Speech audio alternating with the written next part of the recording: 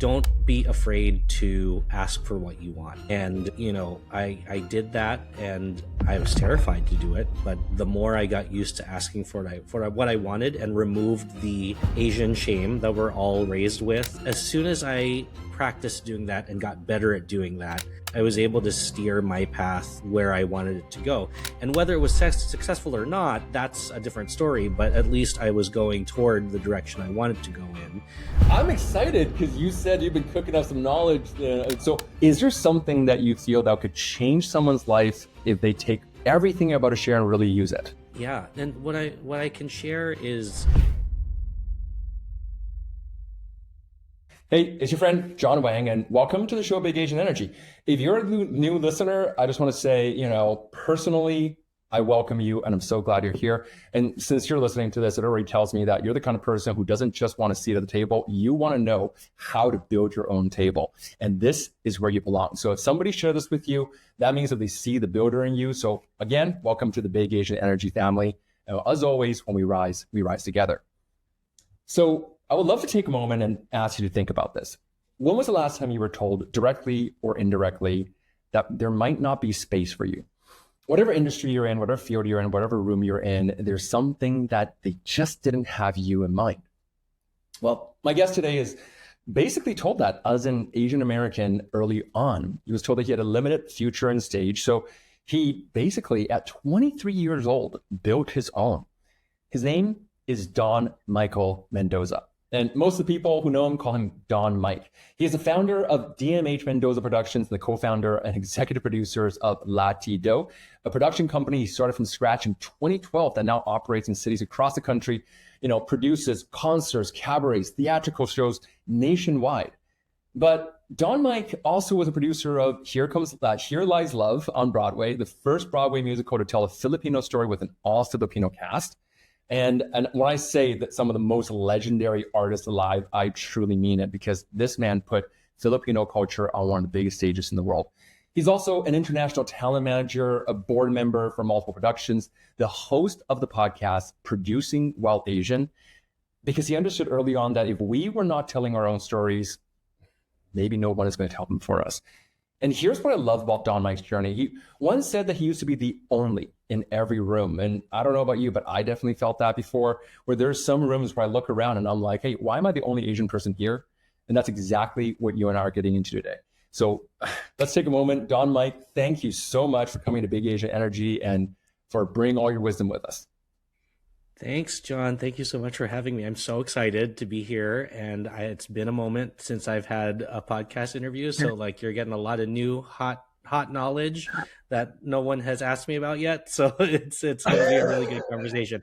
Awesome. And thank you for that intro. I really, really appreciate that. And it's so, I'm sure you've heard this before. It's so surreal when you sit and you hear somebody else say your bio and kind of their not necessarily a take, but kind of their take on what you've accomplished. And it's just whoa, that's crazy. If you're listening to it and not thinking that it's you and thinking it's someone else, you're okay, well, damn. But then you're oh my God, that's me. That's crazy. And but in the best way, or I guess wild is the word we're using now, not crazy. But it's wild. And so yeah, I'm excited to share knowledge and to, hopefully help the next person who wants to follow in both of our footsteps, because I'm glad that you and I are brothers in the podcast world too. And yeah, it's just a constant struggle to find our people, our community, our space, and an even bigger challenge to make our own space, because there's so much that pushes against us in that effort. So yeah.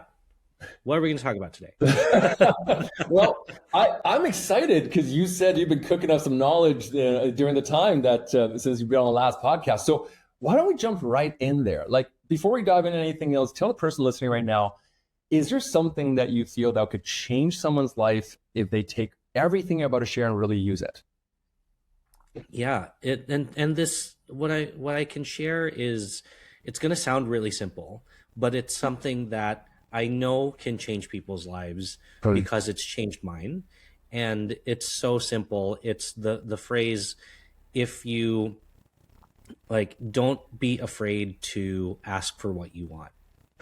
And I did that, and I was terrified to do it. But the more I got used to asking for what I wanted and removed the kind of Asian shame that we're all raised with, that, that we're looked at as rude for asking for exactly what we want rather than beating around the bush and like dropping hints. Right. But as soon as I practiced doing that and got better at doing that, I was able to steer my path where I wanted it to go. And whether it was successful or not, that's a different story. But at least I was going toward the direction I wanted to go in.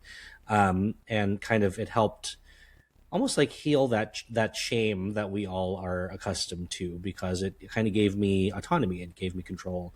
And how I've modified that is, I say ask for what you want, and then the second half I borrowed from the illustrious Kris Jenner, and it's, if you ask for what you want and then you hear no, you're asking the wrong person. So keep asking. And that's true. Like there are people that I've talked about certain projects with and it didn't work out and I really wanted to work with them. But then when they said no, I then asked someone else and then it worked out and it led to the same place I wanted to get to. So anyway, asking for what you want, ask for it and see what comes of it. And if it's a no, ask the next person and keep going, because you're going to find the yes, and you don't have to depend on like a specific kind of yes. And what I mean by that is, like, as an actor, you're always waiting for you to be somebody else's taste. So in my seat, they have to be what I want to have, like they have to make my interests, and that's a yes for me. So it's, just go in and don't be afraid. And sure. It's, especially with a lot of listeners, I'm sure, who are probably first generation children of immigrants, or maybe even second generation, that their grandparents are the ones who immigrated here. It's okay to not do what they did, even though they want you to do what they did, because that's their only experience. They don't have anything to compare it to. So and know that there are other people just like you that, and what I discovered, growing out of the only. There are others that have the same goals, and so it's lead with an open mind and an open heart, rather than I need to do this for myself and be selfish. It won't get you anywhere. You'll be stuck. So. Yeah, I want to zero in on this. First and foremost, thank you for sharing that, and I 100% agree with you that wisdom behind not taking no for an answer, but necessarily like understanding that no is a redirection. Like that, I feel like there's such power in it, and having that courage to keep asking and keep knocking on that door. I mean, you probably are in one of those industries, and I mean, the people you manage are, they've won Emmys, they've won awards, and some of the, the biggest stars, etc. Like not taking no for an answer, I feel like in those industries are particularly hard. But for the rest of us, who are not in the entertainment industry, how do you get over that initial fear? Because I think that's really still there, right? Like there's a fear of like, if I ask, like, well, one, like, am I allowed to ask? Do I deserve to ask? Am I worthy enough to ask? Like those are the questions that oftentimes come up. Then is what I'm asking for too big? Am I going to get judged? How do you get over all of those little questions that show up? It's hard. I'd say it's really hard. I'm not going to lie about that part. Like it's difficult. And if you are somebody who is wanting to, quote unquote, do the right thing all the time and not make mistakes, not that you're avoiding them, but like trying not to make a lot of mistakes because you're afraid of what could happen. It can be debilitating, because you just get caught in that rut of rethinking and reliving, like, oh, what if I did this? What if I don't do that? And you kind of put yourself in a box, and then you don't actually do the thing, right? You've spent the whole day thinking about it, and then you don't do it. So it starts before that, I think. And I think it's, if you are somebody that has an anxiety about networking, start there. Because that kind of, to me, is the prequel to being able to keep asking for that yes from different people. Because as it is a redirection, I think it also forces you to rethink your pitch in a way. Like, if you get that no, you're like, okay, well, why did they say no?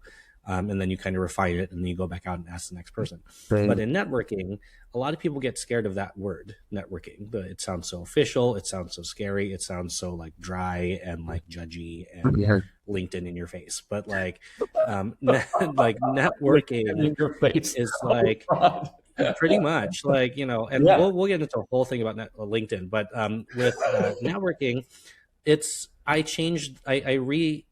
reimagined it as it's just meeting people. It's just meeting people. Like, don't think about what they're going to offer you. Don't think about like you have to pitch yourself a certain way. Like, just start with, "Hi, I'm Don Mike, and I'm new at this event. Like, how like what brought you here?" And then just start talking to them. And that's really all it is. Like, when I did that, oh my God, it took off like 1,000,000 pounds of pressure. And by doing that, then I was able to build a network, hence networking. And then it made making those asks so much easier. So yeah, you kind of also give yourself that flexibility. Being the human first. Yeah, really being a little more human with them. And that's why I have a problem with LinkedIn, because LinkedIn is like literally the worst, but also it's like I struggle with LinkedIn so much. Oh my God. Like, I wish LinkedIn never existed. Like, it's like how some people feel about Facebook, I feel about LinkedIn, where it's like, you know, networking events are stressful enough, and there are enough annoying people at those networking events that are really like grubby and networky and look at you, and once they hear what you do and it doesn't work for them, they like move on. LinkedIn takes all of those people, puts them in one place, and then puts them in your house. And you're like, oh my God, like, get out of my inbox. Like, why are you in my inbox? Stop spam messaging me about you have this thing you want to talk to me about because you saw the one line of my online resume. Like, I can't. I can't. My God. So, you know, and LinkedIn is just so, it's so like fake perfect. It's so like, I promise I'm really good at my job. Like, okay.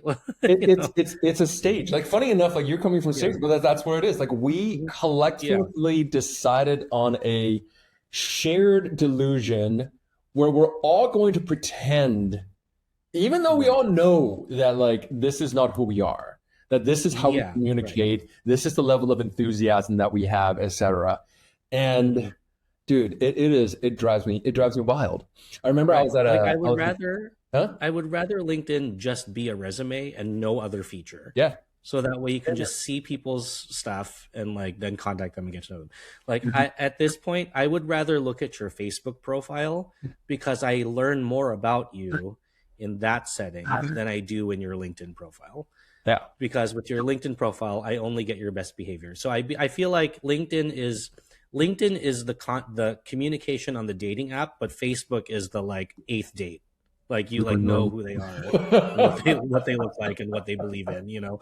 So anyway, LinkedIn. That's my Instagram is like you're actually knowing each other, and then we go to Snapchat or wherever it is, right?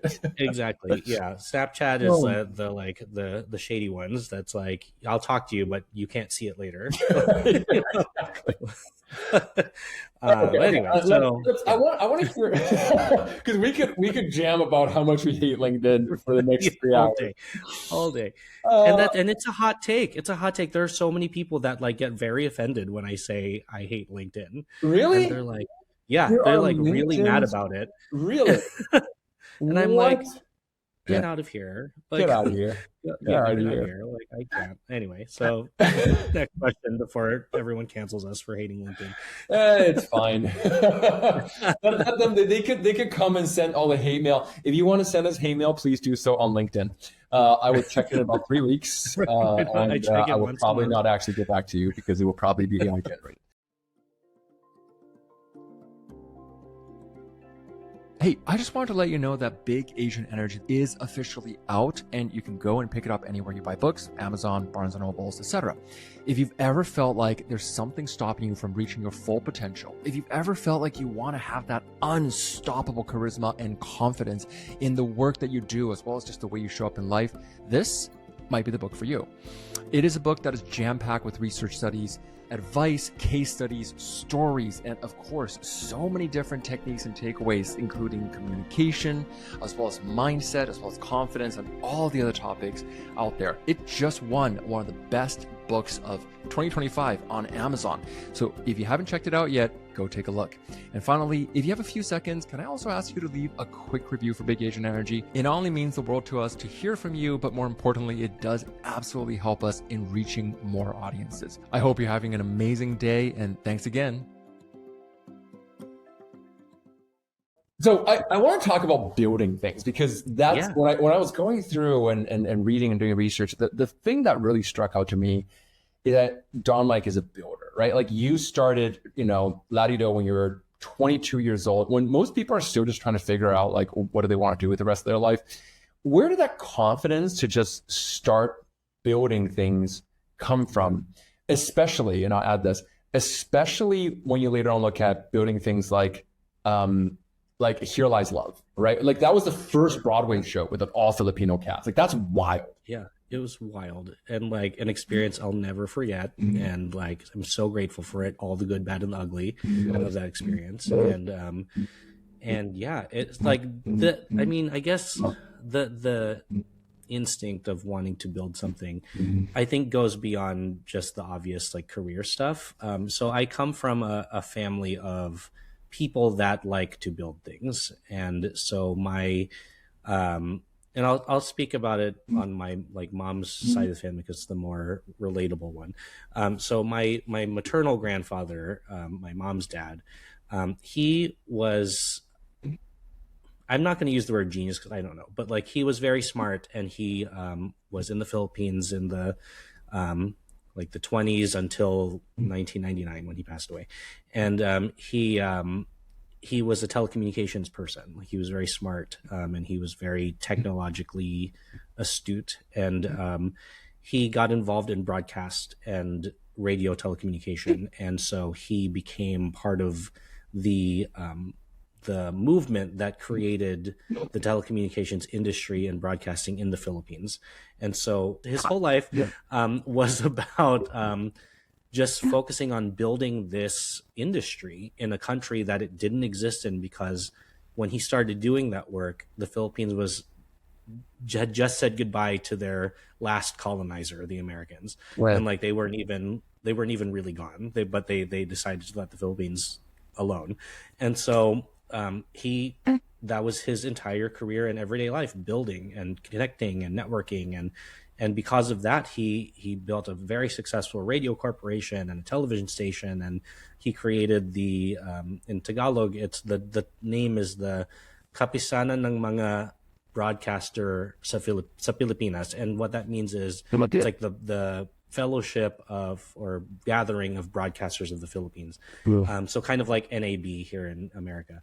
So he was like a founding member of that, and that sets the standard for broadcasting in the country. So not only did I come from my grandparents and my family in the Philippines who know how to build things, and it always makes you think of that line in Crazy Rich Asians with Michelle Yeoh, like, we know how to build things that last. And so my grandfather did that. And so now, coming through my parents and being the only cousin from that side of the family who grew up here, I did that too. Like, because I watched all these people just make their own lives and livelihoods and living. And so it kind of just happened in a way. So like, leadership of creating was something that was in my system. And I think it just needed to find a place to manifest itself. And time, I'm very much a believer in timing, and and things happen for a reason. And so there was a reason why I wasn't getting cast the way I wanted, because I was supposed to tap into this creative, I like to build energy that exists within my being. And that's where I feel like that's where it came from. And so when the opportunity finally arrived for me to do that, I think I subconsciously took advantage of it. I didn't know that that's what I was doing. But it kind of grew into that, because I thought Latido was just going to be the show that we did for fun. And like, we did it in, I say this every time, it was in the basement of a bar underneath a sex shop in Washington, D.C. That was where I started my career. And the sex shop supported the bar because it was the same owner. And he happened to be Filipino, Russell and Francisco. He's the best. And like Reggie and I call him our fairy gay mother. And he just like helped us, no questions asked, just believed in us 150% and provided us the space to do so. And it all just fell into place, and I wasn't looking for it, and I'm thankful for that because I was able to flex that want and that need and that skill and practice it without the fear of failing.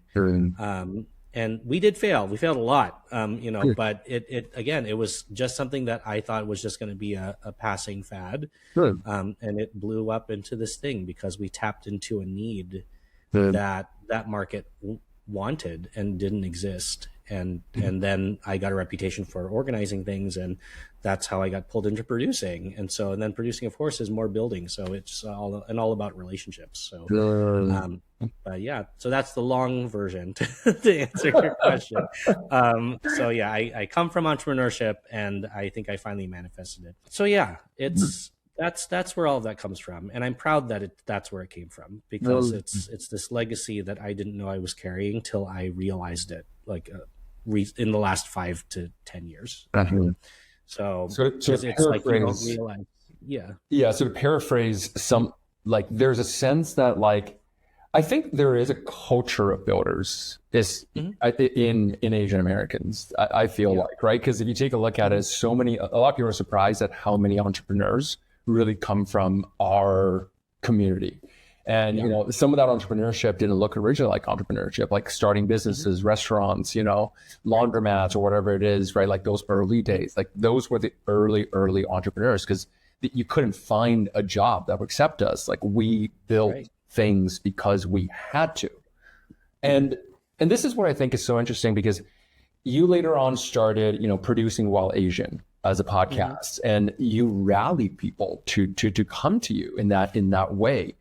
Can you walk us through why producing While Asian? What was the impetus behind that? Yeah. So this was 2020, mid-pandemic. I remember the day my very good friend, her name is Brooks May, and she was my classmate in college, and she lived and still lives in Chicago. And at the time she was working for a podcast network called Press Play Podcasts, and RIP, the network has since closed, and we can get into that later. But if you want to see any old episodes, you can watch them on YouTube. But the actual podcast episodes are not on streaming at the moment because of the whole network closing and all that. But it's fine because we have to reformat them anyway. So it turned out to be a good thing. But you can watch the old episodes on YouTube. But the idea came from I had a blog. And it was back in 2015, 2016 when blogging was a thing, and it was called, and I was living in DC. It was called Producing the District. And it was just my way of keeping track and keeping journals of what I was working on, because I was doing so much. At that time in Don Mike's history, I was producing Latido, I was working a full-time job, and I was going to grad school all at the same time. So it was if you weren't my classmate, my family member, or in one of my shows, I didn't talk to you because my days were just packed. It was personal. And so, it was one personal. It was just, if you weren't in one of those 3 boxes, I'll see you in 2018. And so it's wait, where was I going with this? So producing While Asian, I moved home to Pittsburgh, and of course I was no longer producing the district because I lived here. And Brooks called me and she said, "Hey, have you ever thought about doing a podcast?" And I said, "Maybe, yeah." I said, I was, maybe there's a way to turn producing the district into some kind of a podcast.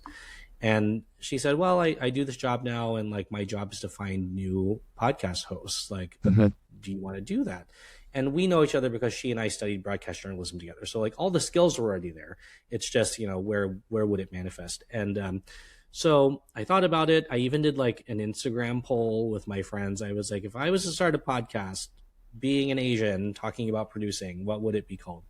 And so it wasn't me that picked the title. The masses chose fans. Asian fans, my 10 fans. So the Producing While Asian title came.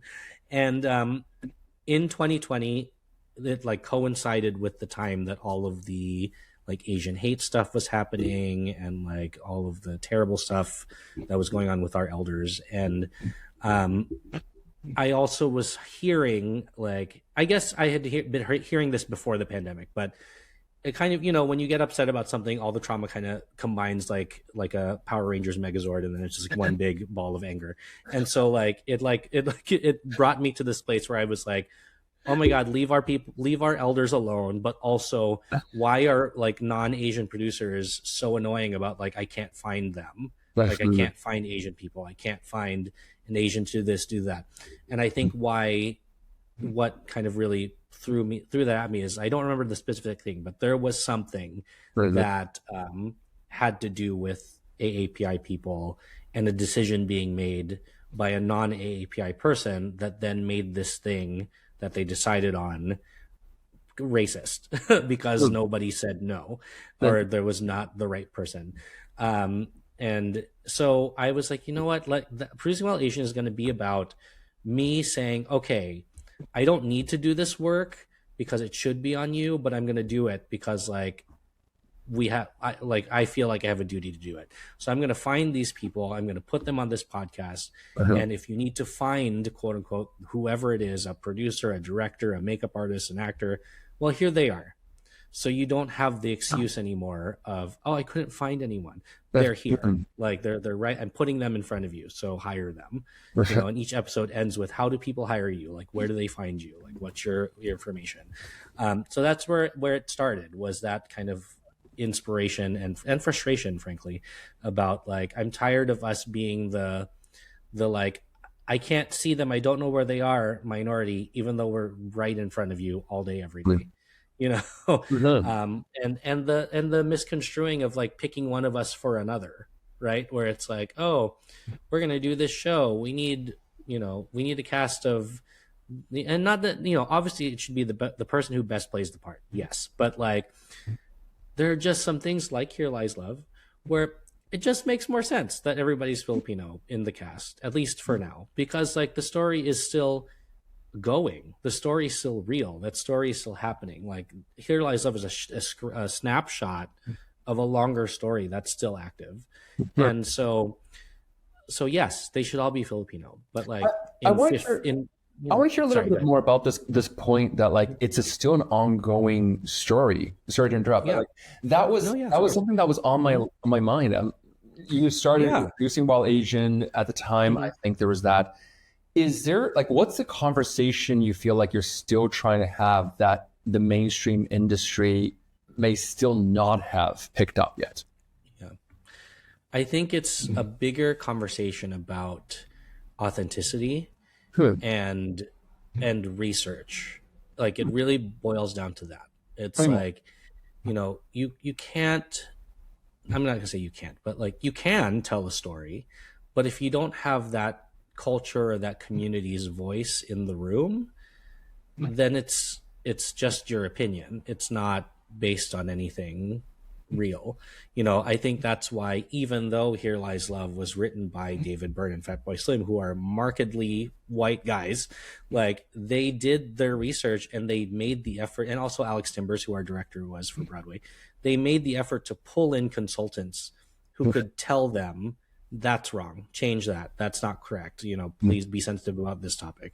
And then bringing in a cast that was all Filipino, even more so, like they could hear from this cast like, that's not so great, or like, let's lean more into this, all that. So authenticity and research, if you're not doing those two things to bring the actual voice of whoever it is, whoever's story you're telling, into the room, then we have a problem, because it's not hard to find somebody in that community. Like they don't even have to be in the industry. Just find a person from that culture that can tell you about it. It's so I think so in terms of the ongoing story part, this story, Here Lies Love, is about Imelda Marcos and the Marcos family and the People Power Revolution in the Philippines. There was not one person in the journey of this show who does not have a direct connection to that moment in history. Oh, wow. Whether it is their parents or grandparents were involved, or they were actually there, or that they're touching those people's families that were involved in that at the time today. Um, it's astounding how many people are connected, genuinely connected to the story within 1 to 2 degrees of it, But and the trauma of it still being very real, in the sense that this was about the Marcos family and the Kino family, and we're now here 40 years later, and we have the son of the dictator in office, wow. you know, and after the son of the guy uprising against him also served as president. So it's all still very, very real and very, you know, Imelda is still alive. She's over there doing TikToks with her grandkids. Whoa. Like, it's yeah, like you all listeners can go out and find that TikTok. It's a lot. So basically it's like, you know, and I'll keep it to myself. Like, my story is, sure, my grandfather did all of that stuff, but he had to be bipartisan. He had to work both sides of the political spectrum, both progressive and conservative. And so he became very close with Marcos and Imelda, and Imelda has familial connections with my grandmother's family. And like I think my grandmother's sisters shared school experiences with her. And so it's like, it's all very direct. And so, so with that being said, like, that story is not over yet. Like, to be honest, I think Here Lies Love was the beginning of that story. That's powerful. And so now here we are at the epilogue of what came of it, because it almost feels like it's gone full circle. And I think why the story is also so going, it's not just about Filipino people, it's about this country. Like, the reason why it's so relevant is that it's about the rise of an authoritarian government. And how we said this all the time during Broadway, how the seduction of power is so easy to fall into, and just look around you, like it's here, like it's happening. And granted, we have some pretty amazing people out there who are pushing back against it and using every tool in the toolkit to curtail this. But you know, I talk to Americans about this who've seen the show, and they're like, oh wow, like, yeah, like this is pretty crazy. Like, I hope we can, you know, not end up like that. And I'm like, not end up or are already there. Take your own adventure. And then when you talk to Filipino people, they're like, oh, I've seen this. Like, I know what happens at the end of this story. So like, good luck, Americans. Like, you know, like, hopefully you make the right choices. And I think that we can. And I also do think it's different because America is so massive. Like, we have 3 levels of government. Like, there's just so much. Like, this is not, if it does go that direction, it's not going to happen in this administration. But, you know, some pretty terrible things can happen, though. Philippines is an island nation. There's only two levels of government, and they're basically the same level. And so it's just like, it's easier to take that over. But with this, like, I think the optimism that I hold on to in this ongoing story is that it's going to be really effing hard for them to transform this country into Russia. You know, it's not, I am very skeptical of everyone kind of like the sky is falling. But it doesn't mean that we should sit back and wait it out. Like, no, go do your part, vote.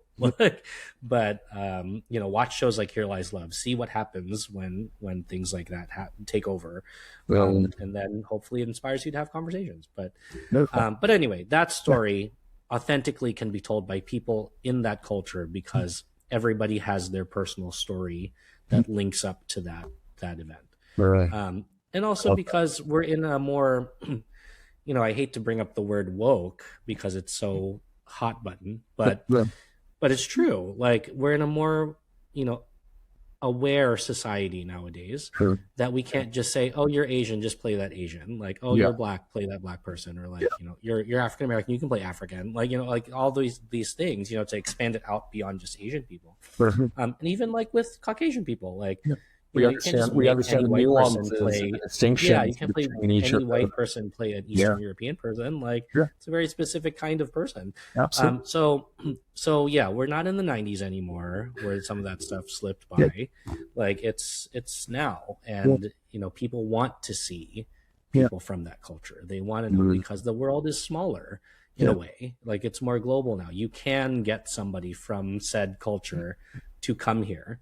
Absolutely. It is not a 3-day boat ride to get to you can fly someone here. You could fly someone in, learn from them, and then give them at least a very good, right? A very good compensation package, and then send them home. It's it's fine. So yeah. All right. I know we probably went off topic, but no, that was beautiful.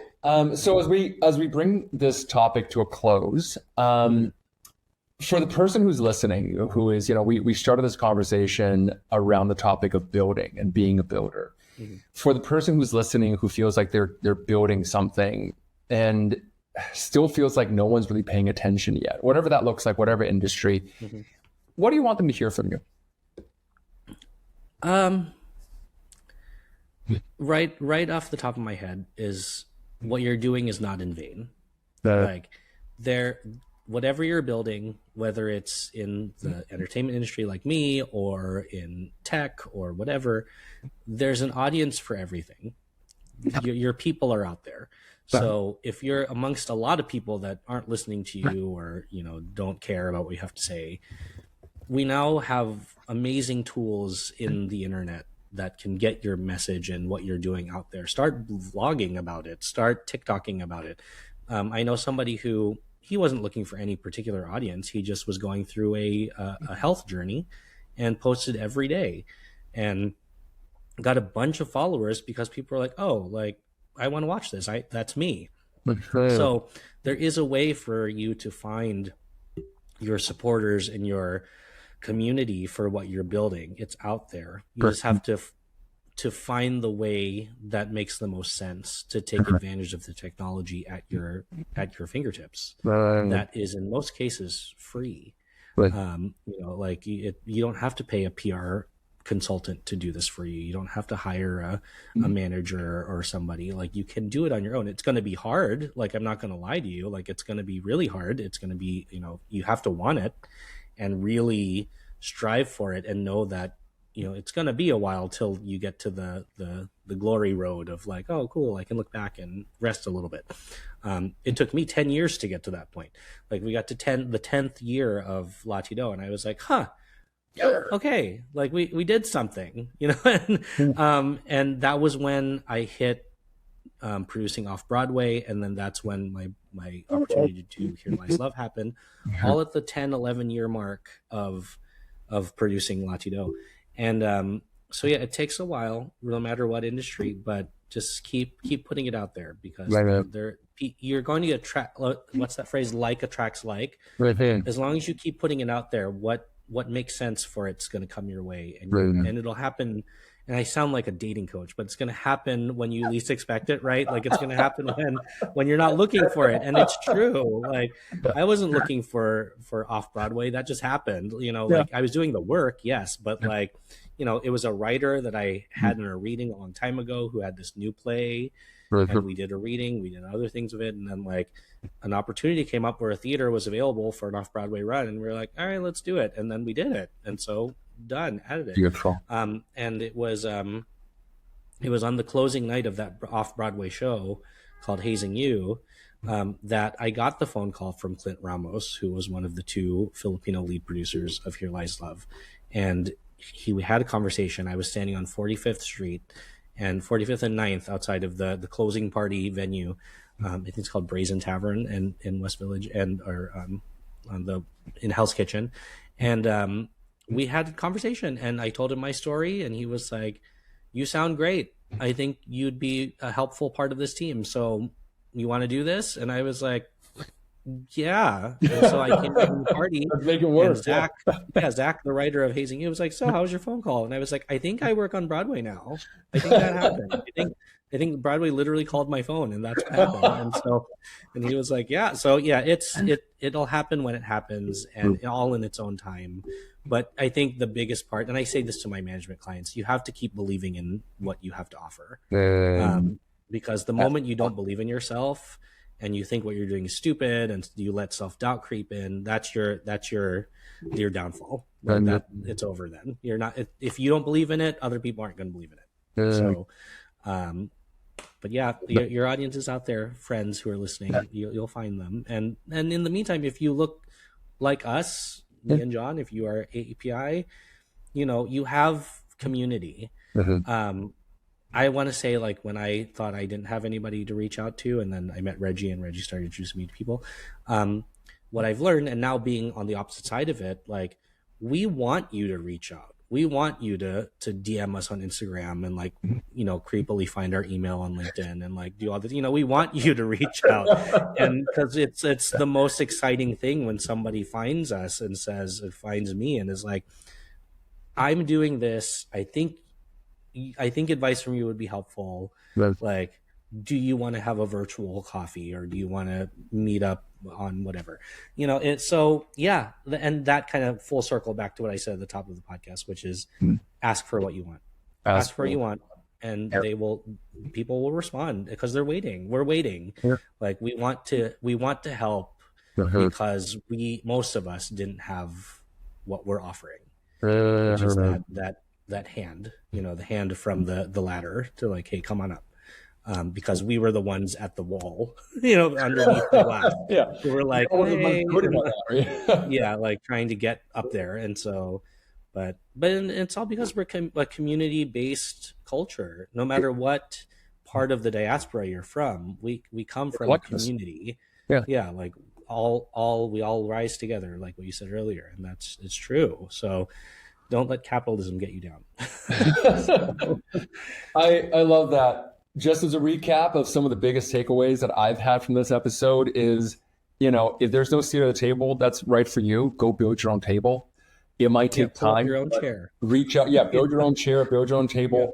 Reach out to people. Don't be afraid. People will come. It might take a little bit longer than you might think, or it might not. It might come much quicker than you might think. People are looking for that kind of community. People are looking to support your ideas, your project, your mission, your vision, whatever it is. Don't be afraid to put it out there. Start small, build gradually, and you're going to get exactly that kind of community that you've always wanted and the kind of success that you want. Don, Mike, thank you for real. I mean, we have talked about the word authenticity today as a main, one of the big pillars. And, this is the kind of authentic conversation that I feel like this community is truly built for. And to anyone who's listening, if this hits something real, send it to your friends, send it to the AAPI dreamer, the Filipino American dreamer, the people who are seeking to be seen on those stages, a person in your life who's still waiting for someone to tell them that the room is theirs to build. Send it to them right now. They need it, and they're going to appreciate, because it's not always easy for us to find it on our own. I love the thing. And sorry to cut you off, but also to add to that too, it's like, going back to the topic of being the only, sure that happens, but I think the strategy now is, if you are the only in the room, don't be afraid of it, and then don't gatekeep it. I think that's the other part that we run into sometimes as well. It's what we have it in the Filipino community, but it's in a lot of communities. It's called crab mentality. Yeah. Like, don't become the only in a room and then live at the top of that mountain and, like, push rocks down toward everybody else so that they fall off the mountain. Like, like, if you get up there, that's great. Like, we're glad you're in the room. We're glad you can voice that opinion, but then throw a ladder down and help everybody else get up to that point.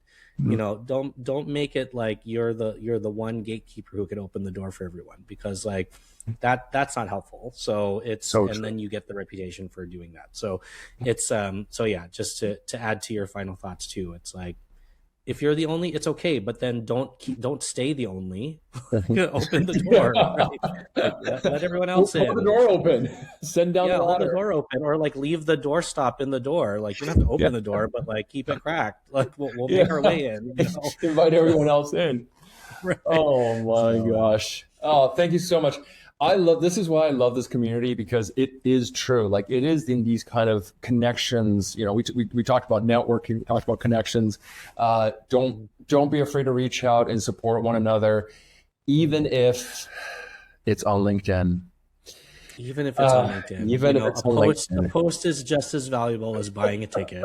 So, I may not want your ticket on LinkedIn, but like at least you posted about it. So I'll give you a, what's it called? Like a recommendation. Yeah, yeah, an Posting my endorsement. stuff. Right, LinkedIn an can't even endorsement. have regular Yeah, language like right. a Like a recommendation. That has to be star. an endorsement. Oh God. Yeah, Oh it man, just makes it so not fun. Like the work already is not fun. Like, why do we turn it into a social media site? Like, I don't dude, I love know. this conversation. I so appreciate you once again, as always. This is where it is that community shines. As always, when we rise together. And once again, Don Mike, thank you so much for being on the show and sharing all of your experience and wisdom. We look forward to hearing more. And how do people find you if they want to reach out and DM you? Yeah, well, thanks for having me. I love sharing knowledge and just talking, and this was so fun. And if people want to reach out to me, I'm on Instagram. You can reach out to me personally, or you can reach out through my company, DMHM Productions. On there, I'm Don Mike Mendoza was my direct account. You can also just go to my website, dmhmproductions.com, and like all the ways to reach out to me are there too.